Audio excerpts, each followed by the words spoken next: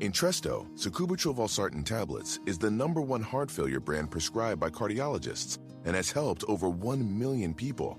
It's a prescription medicine that treats adults with long-lasting heart failure and works better when the heart cannot pump a normal amount of blood to the body.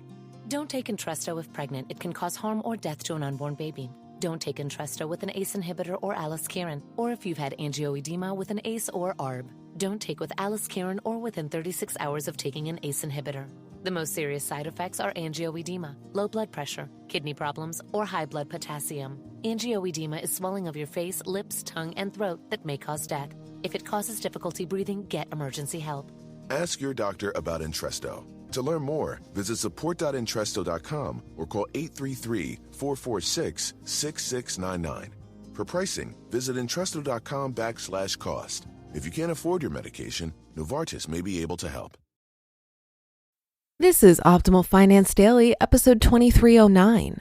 You Spend Money Because You're Bored by Charlie Brown of simpleandstraightforward.substack.com. And I'm your host and personal finance enthusiast, Diana Merriam. Hello again and welcome to Optimal Finance Daily, the show where I read to you from some of the best money blogs on the web each and every day of the week, with the author's permission, of course. So let's hear today's post and start optimizing your life.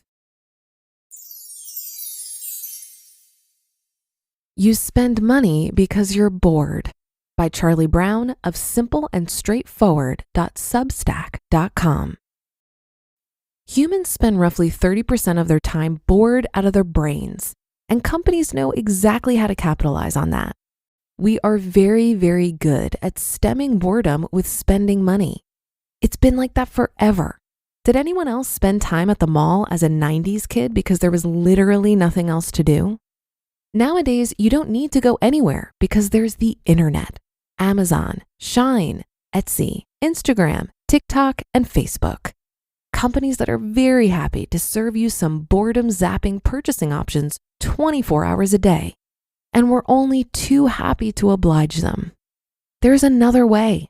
Stem the boredom, stem the spending. What you really want is to be profoundly stimulated. With access to 24/7 news, as much social media as you want, and any movie or TV show at the touch of a button, we arguably live in an overstimulated world. So why the boredom? The problem lies in empty calorie stimulation. Social media can hold your attention for hours and still make you feel like you've had your soul sucked out of your eyes. If I fall down the Instagram reel rabbit hole, I can easily spend an hour watching utter crap and feel more empty and listless than I did when I started. See? Empty calories. The same can be said for boredom-fueled expenditure. You're looking for something to stimulate your senses. A little jolt of instant gratification you think will do the trick. Not only that, but the item you buy could distract you from future boredom. Win-win. Except shopping through boredom is about as far from a win-win situation as you can get. It's expensive, you'll probably regret it, and it's not a long-term solution to your boredom. Like social media, it's empty calories. What you really need is something more satisfying. I'm not going to tell you to get a hobby. It's the first thing anyone says when someone is routinely bored. You need a hobby. There are 3 major problems with hobbies. First, many people have no idea what will hold their attention for long enough to turn it into a hobby. Second, hobbies can be supremely expensive. Just ask my brother about his board games and Warhammer figures. Both of them are freaking pricey. Third, unless that hobby becomes a true passion, it can be easily forgotten.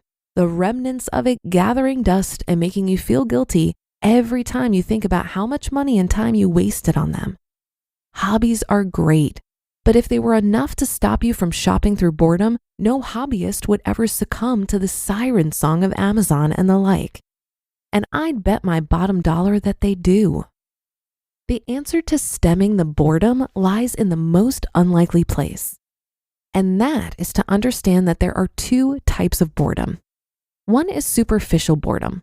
Philosophers say that this is when we're held in limbo by a situation that restricts us from doing what we want to be doing, while simultaneously being left empty insofar as the situation does not satisfy us. Like a boring as hell meeting or sitting at home all day with nothing to do. Then there is the profound boredom, also known as the answer to your boredom prayers. Profound boredom goes beyond the superficiality into this terrifying place, a deep state of indifference towards oneself and to the world, leading to an existential discomfort in which people struggle with their sense of self. As horrible as it sounds, profound boredom is the bit when life actually becomes interesting.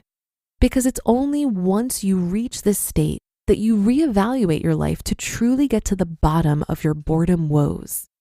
The research says that if you sit with your profound boredom, you can actually start to build your life in a different way that bypasses superficial boredom. Thus, you can bypass the desire for empty calorie boredom blockers like spending all your money on you don't need. Here's how to do it, minus the existential dread. Rebuilding your life to one that is less boring and includes less spending might sound like a tall order, but it doesn't have to be. In fact, there's one really simple, frictionless way to start this reevaluation process. Step outside your house.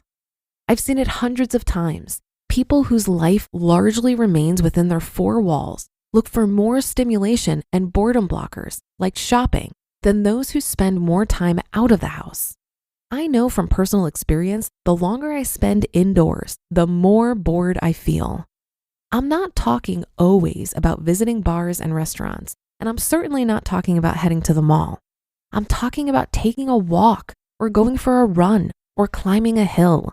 I'm talking about wandering around cities and taking it all in, even if you've seen yours 1,000 times before.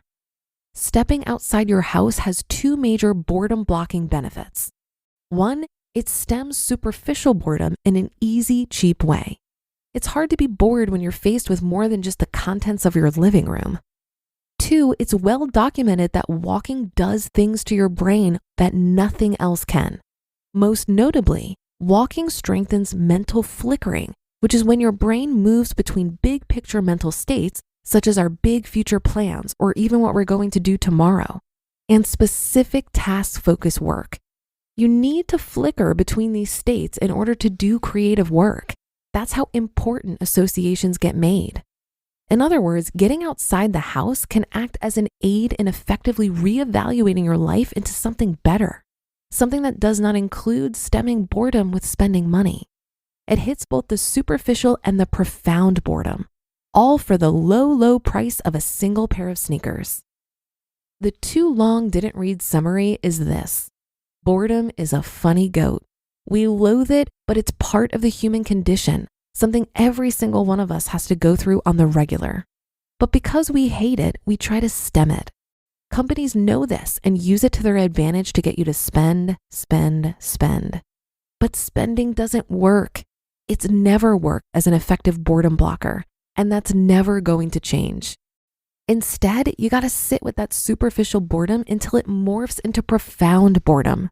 It's only then you can rebuild your life into something that is A, less boring, and B, less reliant on empty calorie stimuli like social media and shopping. I'll see you on the other side. You just listened to the post titled, "You Spend Money Because You're Bored" by Charlie Brown of simpleandstraightforward.substack.com. Smoothie King asks, what's that sound?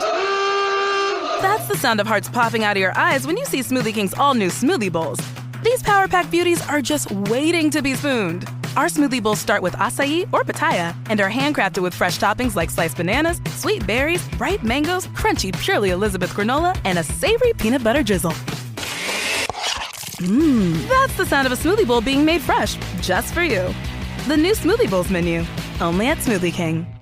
For more than a decade, Comcast has been committed to bridging the digital divide and connecting millions of Americans to affordable high-speed internet. But the barriers to get connected go well beyond affordability. That's why Comcast has expanded its efforts through Project Up. Backed by a $1 billion commitment, Comcast is partnering with local community experts to build a network of digital navigators, individuals who help build awareness around initiatives like the government's Affordable Connectivity Program and teach digital skills to get more people online. Learn more at comcast.com/projectup.